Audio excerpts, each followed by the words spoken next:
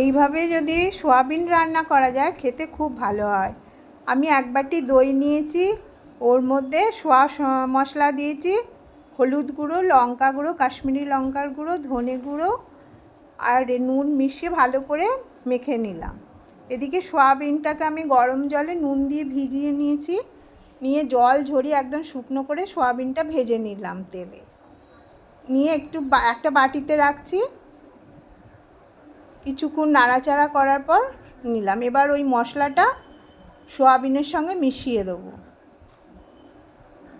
দেখুন ভালো করে মিশিয়ে নিচ্ছি। ধনে গুঁড়ো, জিরে গুঁড়ো, সোয়া মশলা, ওটাতেই খুব সুন্দর স্বাদ আসে সোয়া মশলাটাতে, দইতে। নুন দিয়ে মাখিয়ে রেখে দিলাম 15 মিনিটের মতো।